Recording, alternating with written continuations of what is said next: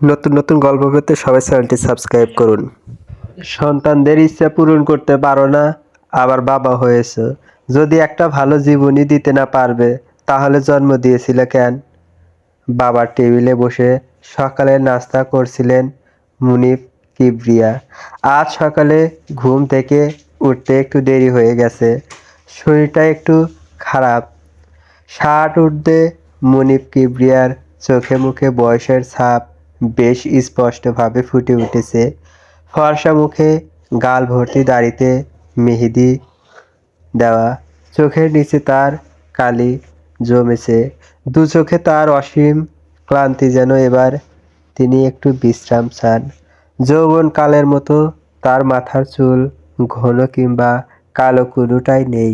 বয়স আর চিন্তায়, এই দুইয়ের প্রচেষ্টায় তার চুলগুলো প্রায় ঝরে পড়েছে, রং বদলে হয়েছে সাদা। মুনিফ কিবরিয়া তার ক্লান্ত চোখজোড়া তার নিজের ছেলে তারেকের দিকে নিক্ষেপ করলেন।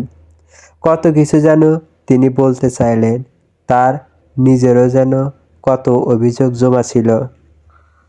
তবে কিছুই আর করা হলো না, কারণ তার সন্তান কেবল অভিযোগ করতেই জানে, অভিযোগ শুনতে না।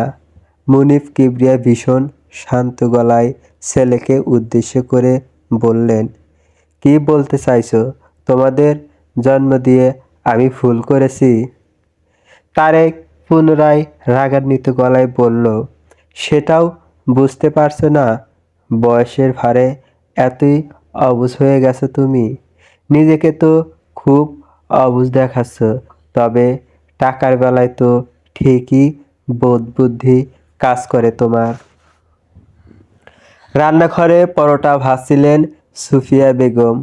প্রথম থেকেই ছেলের অশোভন বাক্যগুলো তার কানে আসছিল, তবে তিনি এসব আলোচনার মাঝে ঢুকতে চাননি।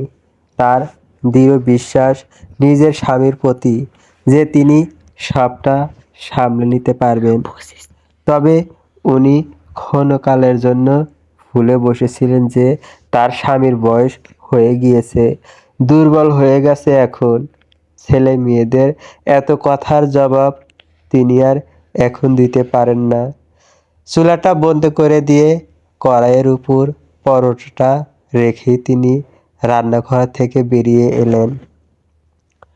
সরাসরি নিজের ছেলেকে উদ্দেশ্য করে গম্ভীর গলায় বললেন, তোমাকে জন্ম দিয়ে যে ভুল করেছি, সেটা তুমি আজ নিজেই খুব ভালোভাবে প্রমাণ করে দিলে।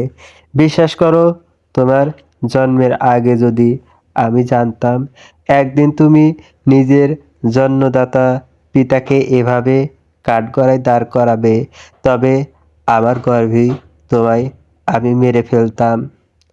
তারেক ফের রাগে চিৎকার করে উঠে বলল, তো মেরে ফেলতে? রোজ রোজ আর এসব অশান্তি দেখতে হতো না।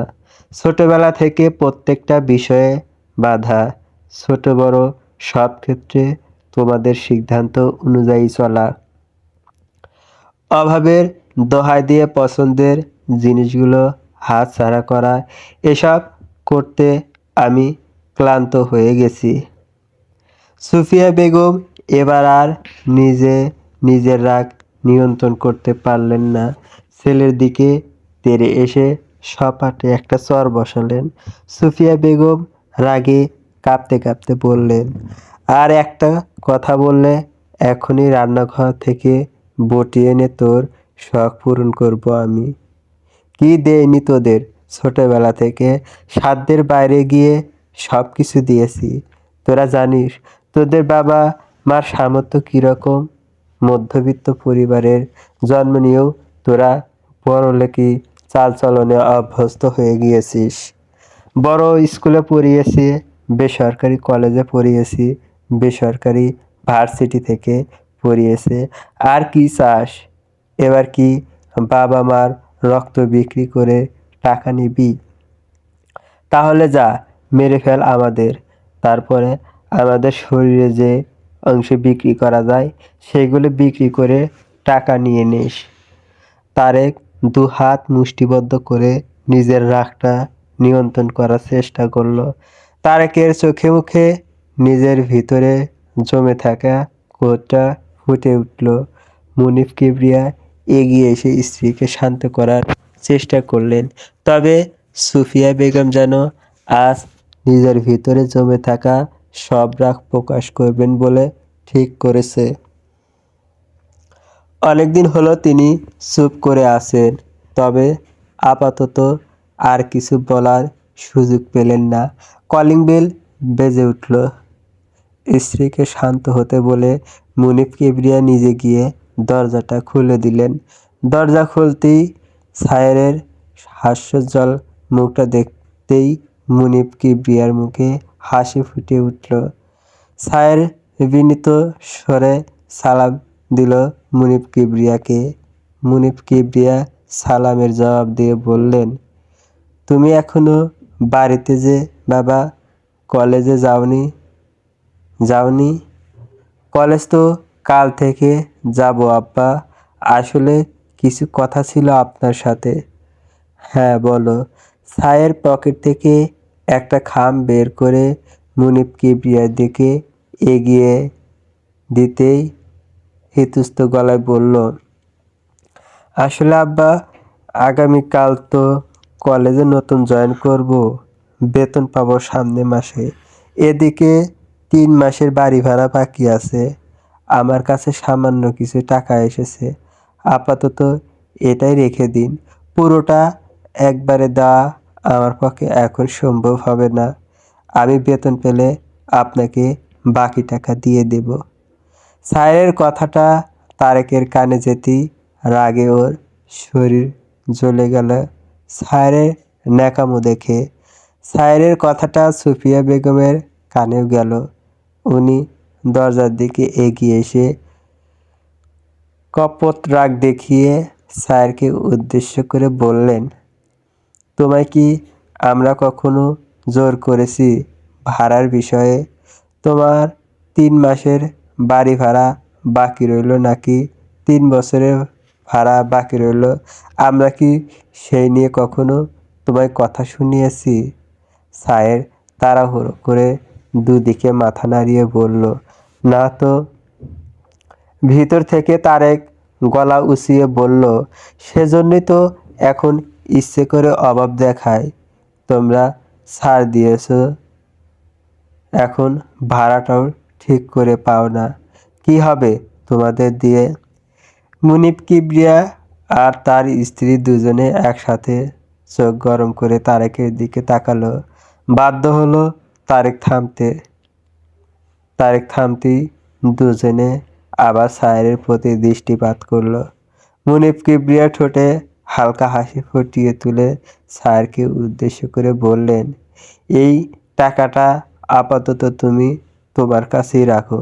সবেমাত্র চাকরি হয়েছে, এখন কত খরচ থাকবে তোমার?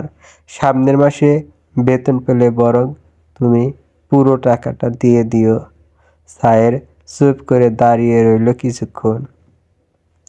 মুনিফ কিবরিয়ার মুখের উপরে কথাও বলতে পারছেন না, আবার উনি যে কথাটা বলেন সেটা অমান্যও করতে পারছেন না, আবার টাকাটা না দিয়ে চলেও যেতে পারছেন না। বেশ ভ্যাবাচ্যাকার মাঝে পড়ে গেল। মুনিফ কিবরিয়া বোধহয় বুঝলেন সায়েরের সেই অস্বস্তিটুকু।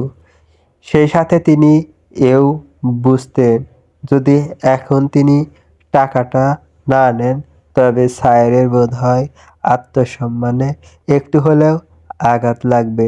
তাই তিনি সায়েরের হাত থেকে খামটা নিয়ে বললেন, নাও, নিয়েছি টাকা, এবার যাও। মুনিফ কিবরিয়াকে টাকাটা নিতে দেখে সুফিয়া বেগম রাগী গলায় বললেন, নিলে কেন টাকাটা? দিয়ে দাও ওকে। মুনিফ কিবরিয়া ইশারায় স্ত্রীকে থামতে বললেন। সুফিয়া বেগম ওনার ইশারা বুঝে অনিচ্ছা সত্ত্বেও থেমে গেলেন। সায়ের বেশ খুশি হলো টাকাটা নেওয়ায়। ওনাদের থেকে বিদায় নিয়ে নিচে চলে যেতে ধরলো। ওর কানে এলো তারেকের বলা কিছু কথা। ওই টাকাটা আমায় দাও, তোমাদের তো বয়স হয়ে গেছে, এত টাকা পয়সা রেখে কি করবে নিজেদের কাছে? দিন দিন তোমরা আরও বেশি কিপ্টে হয়ে যাচ্ছ। মানুষ তো টাকা পয়সা জমাই ছেলে মেয়েদের জন্য, আর তোমরা যে কি করো বুঝি না আমি। আর কিছু শোনার ইচ্ছে সায়রের হলো না। এমনিতেও কারো ব্যক্তিগত বিষয় এভাবে লুকিয়ে শোনাটা সায়রের ব্যক্তিত্ব বিরোধী, তাই চলে গেল নিচে। নিচতলায় নিজের ফ্ল্যাটের দরজার কাছাকাছি আসতেই সায়রের দেখা হলো মুনিফ কিবরিয়ারে দুই মেয়ে তামান্না আর তাসনিমের সাথে। সায়রকে দেখতেই তামান্নার মুখে মৃদু হাসি ফুটে উঠল। তাসনিম হাসল কিনা সেটা বোঝা গেল না, কেননা ওর মুখ হিজাবের আড়ালে ঢাকা, শুধু চোখ দুটো বেরিয়ে আছে। সায়র ওদের দুজনকে দেখে থামলো। এটা বললেও ভুল হবে, শুধুমাত্র তাসনিমকে দেখেই থামলো। তামান্না আগ বাড়িয়ে সায়রকে উদ্দেশ্য করে বলল, কেমন আছো সায়র? একই বাড়িতে থাকি, তারপরও অনেকদিন পর তোমার দেখা পেলাম আমি। সায়র তাকালো না তামান্নার দিকে, ভদ্রতা সুলভ শুধু তামান্নার প্রশ্নের উত্তর দিল, আলহামদুলিল্লাহ ভালো আছি। সায়র আর তামান্নাকে জিজ্ঞাসাও করলো না যে ও কেমন আছে, যে ব্যাপারটায় তামান্না একটু মনক্ষুণ্ণ হলো। অবশ্য মনক্ষুণ্ণ হওয়াটা বোধহয় উচিত না, কেননা সায়র বরাবরই ওর সাথে এমন আচরণ করে। তবে তামান্না এখন অপেক্ষায় রইল যে সায়র তাসনিমের সাথে কথা বলে কিনা সেটা দেখার জন্য। তামান্নার থেকে মনোযোগ সরিয়ে সায়র তাসনিমের দিকে তাকাতেই তাসনিম সায়রকে সালাম দিল। তাসনিমের সালাম সায়রের কানে যেতেই ঠোঁটে মৃদু হাসি ফুটে উঠল। সালামের জবাব দিয়ে নিজে আগে আগে জিজ্ঞেস করলো, ভালো আছেন তাসনিম? হিজাবের আড়ালে তাসনিম কতটুকু হাসলো সেটা ঠিক আন্দাজ করা গেল না, তবে কণ্ঠটা শুনে মনে হলো খুব অল্প একটু হেসে তাসনিম উত্তর দিল, আলহামদুলিল্লাহ ভালো আছি। আপনার নতুন চাকরি হয়েছে, অথচ আপনাকে অভিনন্দনই জানানো হয়নি। আপনাকে অনেক অনেক অভিনন্দন জানাই। শুক্রিয়া। আসলে তাসনিম, আপনার সাথে একটা কথা ছিল। আমি উপরে গিয়েছিলাম ভাড়া দেওয়ার জন্য। আমার মনে হলো বোধহয় আব্বা আম্মার মন মেজাজ ভালো নেই, তারেকের সাথে হয়তো কোনো ঝামেলা হয়েছে। আপনি একটু তাড়াতাড়ি উপরে যান। সায়রের মুখ থেকে কথাটা শুনতেই তাসনিম আতঙ্কিত গলায় বলল, আবার কি হলো? আমি জানি না অত কিছু, তবে আমার মনে হলো যে কিছু একটা হয়েছে। আপনি গিয়ে একটু দেখুন। সায়রের কথাটা শুনে তাসনিমার সেখানে এক মুহূর্ত অপেক্ষা না করে চলে গেল। তাসনিম সেখান থেকে চলে যেতেই সায়র নিজের ফ্ল্যাটের দরজা খুলে ভিতরে যেতে ধরলে পিছন থেকে তামান্না মৃদু রাগী গলায় বলে উঠল, তাসনিমের মাঝে কি এমন আছে সায়র যা আমার মাঝে নেই, যে ওর দিকে তাকিয়ে কথা বলা যায় অথচ আমাকে একবার পাল্টা জিজ্ঞাসাও করা যায় না যে আমি কেমন আছি। তামান্নার প্রশ্নের কোনো উত্তর দিতে মন চাইল না সায়রের। দৃষ্টি মেঝের দিকে রেখে যথাসম্ভব কোমল গলায় তামান্নাকে উদ্দেশ্য করে বলল, উপরে যান, আপনার বাবা মায়ের আপনাকেও দরকার। তামান্না কণ্ঠে একরাশ অনীহা প্রকাশ করে বলল, আমার বাবা মায়ের আমাকে দরকার নেই, ওনাদের তাসনিম হলেই চলবে। আমার তো মাঝে মাঝে সন্দেহ হয় আদৌ উনারা আমার বাবা মা কিনা।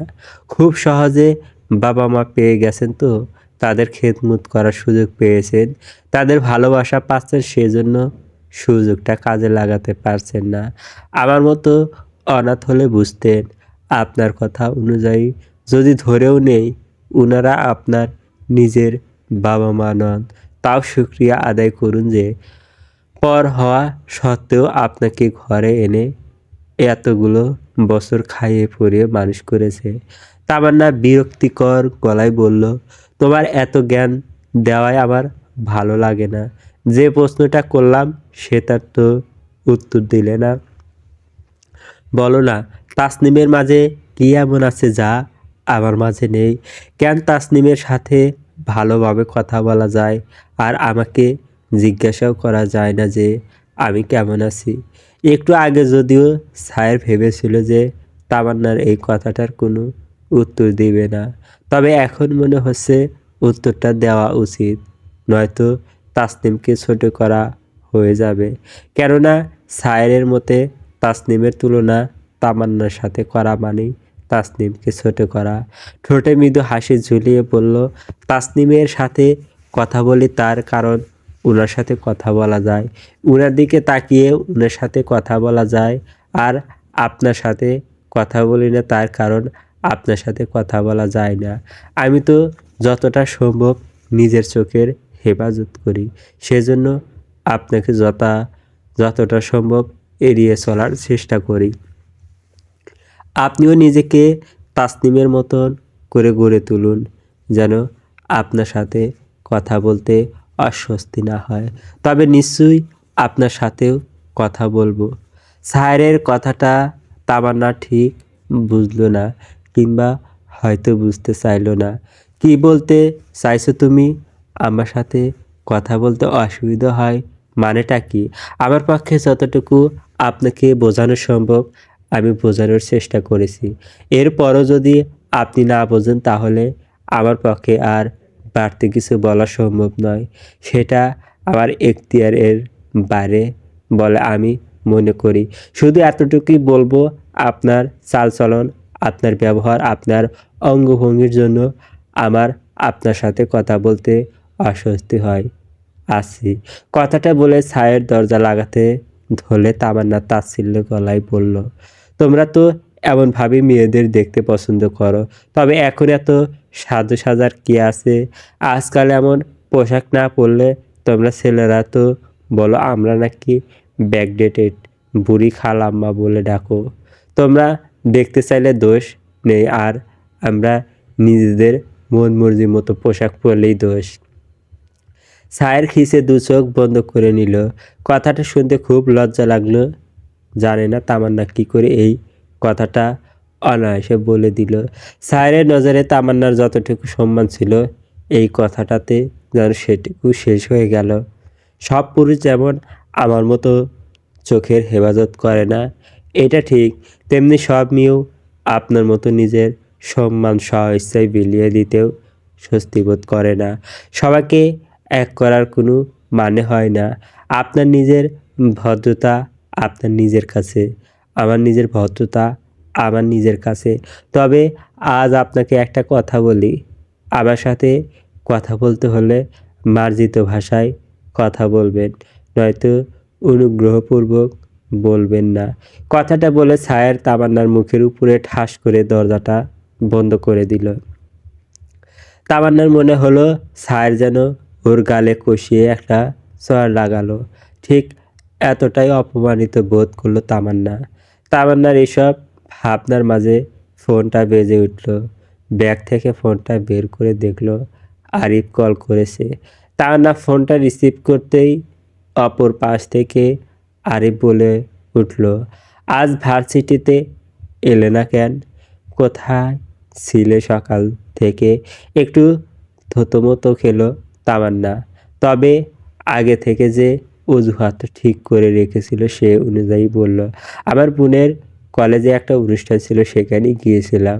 সন্তুষ্ট হলো আরিফ তামান্নার উত্তরে। যাক, তবে আরিফ যা সন্দেহ করছিল তেমন কিছুই না। তাহলে বিকেলে দেখা করি, আমরা ফ্ল্যাটে আসবে নাকি আজ? আরিফের কথাটা শুনে তামান্না হো হো করে হেসে উঠে বলল, এত তারা ঠিক নয়, বলেছি তা আগে বিয়ে করবে, তারপর তোমার বাড়িতে যাব। আরে এখন যেখানে নিয়ে যেতে চাচ্ছি সেখানে তো আমরা থাকি না, এটা জাস্ট একটা ফ্ল্যাট কিনে রেখে দিয়েছি আমার বাবা, ওখানেই যাই চলো। একটু গল্পগুজব করে চলে আসবো, সমস্যা কি? তামান্না আপত্তি জানিয়ে বলল, না, বাইরে কোথাও দেখা করো। তোমার উদ্দেশ্য আমি খুব ভালোভাবেই বুঝতে পারছি। আরিফ বুঝলো তামান্না রাজি হবে না। একটা দীর্ঘশ্বাস ফেলে বলল, ঠিক আছে, যেমনটা তুমি চাও। কলটা কেটে দিল আরিফ। হঠাৎ করে তামান্নার মনে একটা ভাবনা চলে এলো। কি পার্থক্য আরিফ আর সায়েরের মাঝে, তাই না? একজন তামান্নার দিকে চোখ তুলে তাকিয়ে কথা বলতেও পারে না ওর পোশাকের জন্য, আর অন্যজন তামান্নাকে ছোঁয়ার বাহানা খুঁজছে। সায়ের ঠিকই বলেছে, সবাই এক না। চলবে গল্প বাবা, পর্ব 1 শেষ। লেখনীতে খুশবু আক্তার। পরবর্তী গল্প পাওয়ার জন্য সবাই চ্যানেলটি সাবস্ক্রাইব করুন। সাবস্ক্রাইব না করলে গল্প দিব না।